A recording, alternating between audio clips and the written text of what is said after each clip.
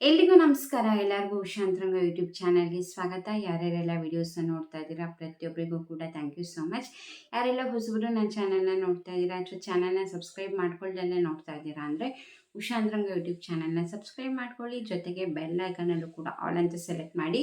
ಆಗ ಯಾವುದೇ ಹೊಸ ವೀಡಿಯೋ ಅಪ್ಲೋಡ್ ಆದಾಗೆಲ್ಲ ನಿಮಗೆ ನೋಟಿಫಿಕೇಷನ್ಸ್ ಬಂದಿರುತ್ತೆ.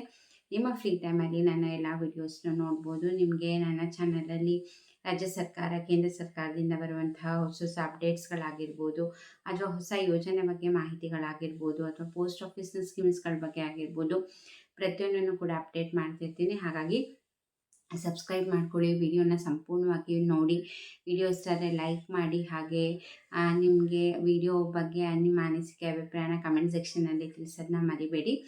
ಬನ್ನಿ ಇವತ್ತಿನ ವಿಡಿಯೋನ ಶುರು ಮಾಡೋಣ. ಇವತ್ತಿನ ವಿಡಿಯೋದಲ್ಲಿ ಗೃಹಲಕ್ಷ್ಮಿ ಯೋಜನೆ 30ನೇ ಕಂತಿನ ಹಣದವರೆಗೂ ಹಣನ ಜಮೆ ಮಾಡಿದ್ದಾರೆ. ಇನ್ನು 31ನೇ ಕಂತಿನ ಹಣ ಯಾವಾಗ ಬರುತ್ತೆ? ನಿಮಗೆ ಬಯೋಮೆಟ್ರಿಕ್ ಕಂಪಲ್ಸರಿ ಅಂತ ಈಗ ಗೊತ್ತಿದೆ. ಹಾಗಾದರೆ ಯಾವಾಗಿಂದ ಬಯೋಮೆಟ್ರಿಕ್ ಕೊಡಬೇಕು? ಹಾಗೆ ಜೂನ್ ತಿಂಗಳು ಪೆನ್ಷನ್ ಹಣ, ಪಿಂಚಣಿ ಹಣ ಯಾವಾಗ ಬರುತ್ತೆ? ಪ್ರತಿಯೊಂದನ್ನು ಕೂಡ ಇದರಲ್ಲಿ ಡೀಟೇಲಾಗಿ ತಿಳಿಸ್ತೀನಿ. ಸ್ಕಿಪ್ ಮಾಡ್ದಲೇ ಸಂಪೂರ್ಣವಾಗಿ ನೋಡಿ. ಮೊದಲನೇದಾಗಿ 30ನೇ ಕಂತಿನ ಹಣ ಆಲ್ಮೋಸ್ಟ್ ಎಲ್ಲರಿಗೂ ಕೂಡ ಕ್ಲಿಯರ್ ಆಗಿದೆ ಅಂದ್ಕೊಂಡಿದ್ದೀನಿ. ಯಾಕಂದರೆ 2ನೇ ಹಂತದ ಹಣ ಕೂಡ ಜಮೆ ಮಾಡ್ತಿದ್ದಾರೆ. ಐ ಹೋಪ್ ಎಲ್ಲರಿಗೂ ಕೂಡ ಕ್ಲಿಯರ್ ಆಗಿದೆ ಅಂದ್ಕೊಂಡಿದ್ದೀನಿ. ಅಕಸ್ಮಾತ್ ಬಂದಿಲ್ಲ ಅಂದರೆ ತಲೆ ಕೆಡಿಸ್ಕೋಬೇಡಿ. ಇನ್ನೊಂದು 2-3 ದಿವಸದಲ್ಲಿ ಖಂಡಿತ ನಿಮ್ಮ ಅಕೌಂಟಿಗೆ ಬರುತ್ತೆ. ಹಾಗೆ ಯಾರಿಗೆಲ್ಲ 29ನೇ ಕಂತಿನ ಹಣ ಬಂದಿರಲಿಲ್ವೋ ಅವ್ರಿಗೂ ಕೂಡ ಕಂಪ್ಲೀಟಾಗಿ ಕ್ಲಿಯರ್ ಮಾಡಿದ್ದಾರೆ. 29 ಹಾಗೆ 31ನೇ ಕಂತಿನ ಹಣ ಕ್ಲಿಯರ್ ಆಗಿದೆ. ಇನ್ನು 31ನೇ ಕಂತಿನ ಹಣ ಯಾವಾಗ ಬರುತ್ತೆ? ಇನ್ನೂ ತುಂಬ ಲೇಟ್ ಆಗುತ್ತಾ ಅಥವಾ ಬೇಗ ಬಂದ್ಬಿಡುತ್ತಾ ಅಂತ ಹೇಳೋದಾದರೆ, ಮೊದಲನೇದಾಗಿ 30ನೇ ಕಂತಿನ ಹಣ ರಿಲೀಸ್ ಮಾಡಿದಾಗಲೇ ಫೈನಾನ್ಸ್ ಡಿಪಾರ್ಟ್ಮೆಂಟಿಂದ 30 ಹಾಗೆ 31ನೇ ಕಂತಿನ ಹಣ 2 ಕಂತಿಂದು ಕೂಡ ಒಟ್ಟಿಗೆ ರಿಲೀಸ್ ಮಾಡಿದ್ದಾರೆ. ಇದನ್ನು ಸ್ವತಃ ಲಕ್ಷ್ಮೀ ಹೆಬ್ಬಾಳ್ಕರ್ ಅವರೇ ಹೇಳಿದರು. 30-31ನೇ ಕಂತಿನ ಹಣ ಆರ್ಥಿಕ ಇಲಾಖೆಯಿಂದ ಬಂದಿದೆ ಅಂತ. ಬಟ್ ಇವರು ಅಂದರೆ ಮಹಿಳಾ ಮತ್ತು ಮಕ್ಕಳ ಕಲ್ಯಾಣ ಇಲಾಖೆಯವರು ಒಂದೇ ಕಂತಿನ ರಿಲೀಸ್ ಮಾಡಿದ್ದು 30ನೇ ಕಂತಿನ ಹಣ. ಸೊ ಹಾಗಾಗಿ 31ನೇ ಕಂತಿನ ಹಣ ಬಂದಿದೆ. ಬಟ್ ಇವಾಗಲೇ ಬರುತ್ತಾ ಅಂತ ಕೇಳೋದಾದರೆ ಡೌಟ್ ಇದೆ. ಯಾಕಂದರೆ ಒಂದು ಕಡೆ ಬಯೋಮೆಟ್ರಿಕ್ ಕಂಪಲ್ಸರಿ ಮಾಡ್ತಿದ್ದಾರೆ. ಇನ್ನೊಂದು ವಾರದಲ್ಲಿ ಬಯೋಮೆಟ್ರಿಕ್ನ ಎಲ್ಲರೂ ಕೂಡ, ಅಂದರೆ ಯಾರೆಲ್ಲ ಗೃಹಲಕ್ಷ್ಮಿ ಫಲಾನುಭವಿಗಳಿದ್ದೀರಾ ಪ್ರತಿಯೊಬ್ಬರು ಕೂಡ ಕೊಡಲೇಬೇಕು ಬಯೋಮೆಟ್ರಿಕ್. ಇನ್ನೊಂದು ವಾರದಲ್ಲಿ ಶುರುವಾಗುತ್ತೆ ಅಂತ ಹೇಳಿದ್ದಾರೆ. ಗ್ರಾಮ ಒನ್, ಕರ್ನಾಟಕ ಒನ್ ಎಲ್ಲ ಸೇವಾ ಸಿಂಧು ಸೆಂಟರ್ಸ್ಗಳಲ್ಲೂ ಕೂಡ ಹೋಗಿ ತಮ್ಮ ಇಂಪ್ರೆಷನ್ ಬಯೋಮೆಟ್ರಿಕ್ನ ಕೊಡ್ಬೋದು ಅಂತ ಹೇಳಿದ್ದಾರೆ. ಸೊ ಹಾಗಾಗಿ 31ನೇ ಕಂತಿನ ಹಣ ಏನೋ ಫೈನಾನ್ಸ್ ಡಿಪಾರ್ಟ್ಮೆಂಟಿಂದ ಬಂದಿದೆ. ಬಟ್ ಇವ್ರು ಹಾಕೋದು ಡೌಟ್ ಇದೆ. ಮೇ ಬಿ ಬಯೋಮೆಟ್ರಿಕ್ ಮಾಡೋದ್ರಿಂದ ಅವ್ರಿಗೂ ಕೂಡ ಕ್ಲಾರಿಟಿ ಸಿಗುತ್ತೆ. ಟೋಟಲ್ ಎಷ್ಟು ಜನ ಅರ್ಹರಿದ್ದಾರೆ ಫಲಾನುಭವಿಗಳು, ಯಾರೆಲ್ಲ ಅನರ್ಹರು ಹೋಗ್ಬಿಟ್ರೆ ಸೊ ಅರ್ಹರು ಉಳ್ಕೊತಾರೆ. ಸೊ ಆವಾಗ ಹಾಕೋ ಚಾನ್ಸಸ್ ಇರುತ್ತೆ. ಅದ್ರ ಬಗ್ಗೆ ಅಪ್ಡೇಟ್ ಕೊಟ್ಟಿಲ್ಲ. ಹಾಗೆ ಬಯೋಮೆಟ್ರಿಕ್ ಕೂಡ ಯಾವ ದಿನದಿಂದ ಸ್ಟಾರ್ಟ್ ಆಗುತ್ತೆ ಏನು ಅನ್ನೋದ್ರ ಬಗ್ಗೆ ಅಫಿಷಿಯಲ್ ಆಗಿ ಅನೌನ್ಸ್ ಮಾಡಿಲ್ಲ. ಒಟ್ಟಿನಲ್ಲಿ ಮೀಡಿಯಾದಲ್ಲಿ, ಪೇಪರಲ್ಲಿ ಅನೌನ್ಸ್ಮೆಂಟ್ ಕೊಟ್ಟಿದ್ರು ಬಯೋಮೆಟ್ರಿಕ್ ಕಡ್ಡಾಯವಾಗಿ ಮಾಡಬೇಕು, ಒಂದು ಸತಿ ಮಾಡಿದ್ರೆ ಸಾಕು, ಪದೇ ಪದೇ ಮಾಡೋಕ್ಕತ್ತೆ ಇಲ್ಲ ಅಂತ. ಬಟ್ ಯಾವಾಗಿಂದ ಏನು ಅನ್ನೋದ್ರ ಬಗ್ಗೆ ಅಪ್ಡೇಟ್ ಕೊಟ್ಟಿರಲಿಲ್ಲ. ಇನ್ನೂ ಅಫಿಷಿಯಲ್ ಆಗಿ ಅನೌನ್ಸ್ ಕೂಡ ಮಾಡಿಲ್ಲ. ನೋಡೋಣ, ಇನ್ನೊಂದು ವಾರದಲ್ಲಿ ಮಾಡೋ ಚಾನ್ಸಸ್ ಇರುತ್ತೆ. ಬಯೋಮೆಟ್ರಿಕ್ ಕೊಡಬೇಕಾದ್ರೆ ನೀವು 5 ರೂಪಾಯಿ ಶುಲ್ಕನ ಕೊಡಬೇಕಾಗತ್ತೆ. ಲಾಸ್ಟ್ ಟೈಮ್ ಕಂಪ್ಲೀಟ್ಲಿ ಫ್ರೀ ಇತ್ತು.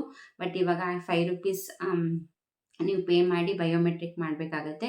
ಅದ್ರ ಜೊತೆಗೆ ಆಧಾರ್ ಕಾರ್ಡ್ನ ತೊಗೊಂಡು ಹೋಗ್ಬೇಕಾಗತ್ತೆ. ಹಾಗೆ ನೀವು ಬಯೋಮೆಟ್ರಿಕ್ ಕೊಡಬೇಕಾದ್ರೆ ಆಧಾರ್ ಕಾರ್ಡ್ನ ತೊಗೊಂಡು ಹೋಗ್ಬೇಕಾಗತ್ತೆ. ಹಾಗೆ ಜಾತಿ ಪ್ರಮಾಣ ಪತ್ರದಲ್ಲಿರುವಂತಹ RD ನಂಬರ್ನ ಕೂಡ ಎಂಟರ್ ಮಾಡಬೇಕಾಗತ್ತೆ. ಇದು ಕಂಪಲ್ಸರಿ ಅಂತ ಹೇಳ್ತಿದ್ದಾರೆ. ಬಟ್ ಇನ್ನೂ ಅಫಿಷಿಯಲ್ ಅನೌನ್ಸ್ ಮಾಡಿಲ್ಲ. ಹಾಗೆ ಬಯೋಮೆಟ್ರಿಕ್ ಕೊಡಬೇಕಾದ್ರೆ ಕೆಲವರು ಏಜ್ ಆಗಿರೋರು ಇರ್ತಾರೆ, ಕೆಲವೊಬ್ರಿಗೆ ಬಯೋಮೆಟ್ರಿಕ್ ಅಂದರೆ ತಮ್ಮ ಇಂಪ್ರೆಷನ್ ಕೊಡಬೇಕಲ್ಲ, ಕೆಲವ್ರದ್ದು ತೊಗೊಳ್ಳಲ್ಲ. ಸೊ ಹಾಗಾಗಿ ಫೇಸ್ ರೆಕಗ್ನಿಷನ್ ಹಾಗೆ ಕಣ್ಣಿಂದು ಐರಿಸ್ ರೆಕಗ್ನಿಷನ್ ಮೂಲಕ ಕೂಡ ಬಯೋಮೆಟ್ರಿಕ್ ಅಂದರೆ ಗುರುತು ತಗೊಳ್ಳುವಂತಹ ವ್ಯವಸ್ಥೆ ಕೂಡ ಮಾಡ್ತಾ ಇದ್ದಾರಂತೆ. ಹಾಗೆ ಆಧಾರ್ ಕಾರ್ಡ್ಗೆ ಲಿಂಕ್ ಆಗಿರೋ ಮೊಬೈಲ್ನ ಕೂಡ ತೊಗೊಂಡೋಗಿ, ಯಾಕಂದರೆ ಬಯೋಮೆಟ್ರಿಕ್ ಎಲ್ಲ ಆಗಿರೋದ್ರಿಂದ ಆಧಾರ್ ಕಾರ್ಡ್ಗೆ ಲಿಂಕ್ ಆಗಿರೋ ನಂಬರ್ಗೆ OTP ಬರೋವಂಥದ್ದು. ಸೊ ಹಾಗಾಗಿ ಮೊಬೈಲ್ ಕೂಡ ತೊಗೊಂಡೋಗಿ, ಹಾಗೆ ಆಧಾರ್ ಕಾರ್ಡು, ಹಾಗೆ ಜಾತಿ ಪ್ರಮಾಣ ಪತ್ರದಲ್ಲಿರುವ RD ನಂಬರ್, ಸೊ ಇದಿಷ್ಟನ್ನು ತೊಗೊಂಡೋದ್ರೆ ನೀವು ಬಯೋಮೆಟ್ರಿಕ್ನ ಕಂಪ್ಲೀಟ್ ಮಾಡ್ಬೋದು. ಬಟ್ ಡೇಟ್ ಇನ್ನೂ ಅನೌನ್ಸ್ ಮಾಡಿಲ್ಲ, ಯಾವಾಗಿಂದ ಏನು ಅಂತ. ಎಲ್ಲ ಸಿದ್ಧತೆಗಳು ಕೂಡ ಮಾಡ್ಕೊಂಡಿದ್ದೀವಿ ಅಂತ ಹೇಳಿದರೆ ಅತಿ ಶೀಘ್ರದಲ್ಲೇ ಬಯೋಮೆಟ್ರಿಕ್ ಶುರುವಾಗುತ್ತೆ. ಅದ್ರ ಬಗ್ಗೆ ಕಂಪ್ಲೀಟ್ ಡೀಟೇಲ್ಸ್ ಬಂದ ಕೂಡಲೇ ನಾನು ನಿಮಗೆ ವಿಡಿಯೋ ಮಾಡಿ ತಿಳಿಸ್ತೀನಿ, ಆಗ ಕೊಡಬಹುದು.